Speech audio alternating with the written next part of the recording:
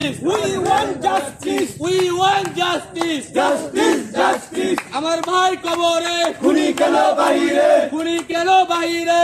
আমার ভাই কবরে। Direct action. আওয়ামী লীগের বিরুদ্ধে Direct action. আমার সোনার বাংলায় স্বৈরাচারের ঠাঁই নাই।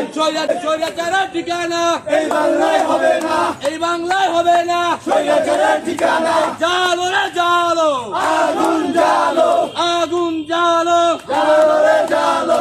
আমার সোনার বাংলায় স্বৈরাচারের ঠাঁই নাই। স্বৈরাচারের ঠাঁই নাই। আমার সোনার বাংলায় action action direct action. Awami লীগের বিরুদ্ধে। রহমান রহিম। প্রিয় সম্মানিত ছাত্র জনতা, ভাই ও বোনেরা, আপনারা সবাই অবগত আছেন, বাংলাদেশের জনগণ 5ই আগস্টে রাজপথে স্বৈরাচার হাসিনার পতনের মাধ্যমে তারা তাদের রায় দিয়ে দিয়েছে। এই মাটিতে শহীদের রক্তের উপর দাঁড়িয়ে আওয়ামী লীগের রাজনীতি করার আর কোনো অধিকার রাখে না। আমরা যে আশা নিয়ে আমাদের সম্মানিত প্রধান উপদেষ্টাকে আমরা বলতে চাই, আপনাদেরকে আমরা ক্ষমতায় বসিয়েছি, আপনারা শহীদের রক্তের বিনিময়ে ক্ষমতায় বসেছেন।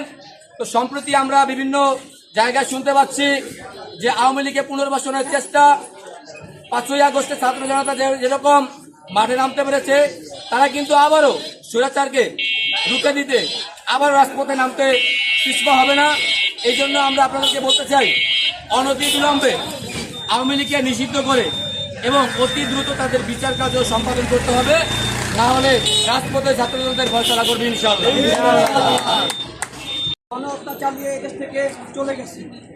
তো আমরা যেহেতু গণহত্যার ওই সময়ে আমরা আওয়ামী লীগের বিরুদ্ধে আন্দোলন করেছি এবং আমাদের এই আন্দোলন চলমান ছিল। এখন বলা হচ্ছে যে আওয়ামী লীগকে রাজনীতি করার সুযোগ দেওয়া হবে, কিন্তু যে দলটা একবার গণহত্যা চালিয়ে এদেশ থেকে বিতাড়িত হয়েছে, ওই দল যদি আবার পুনরায় ফেরত আসে, তাহলে ওই দল নতুন করে আবারও গণহত্যা চালাবে। সো এই কারণে আমরা একত্রিত হয়েছি, যাতে করে আওয়ামী লীগকে এবং আওয়ামী লীগের সকল রাজনৈতিক কার্যক্রম নিষিদ্ধ করা হয়।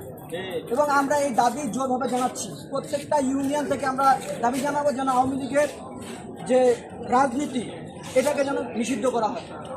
কারণ আওয়ামী লীগের যারা গণহত্যা চালিয়েছে তাদের দেশে রাজনীতি করার কোনো অধিকার নাই। তো এই জন্য আমরা সবাই একসাথে হয়েছি এবং আমরা আমাদের এই জনসভার আমরা সফলতা কামনা করছি। আমরা আশা করি যে আওয়ামী লীগকে খুব দ্রুত সময়ের মধ্যে নিষিদ্ধ করা হবে।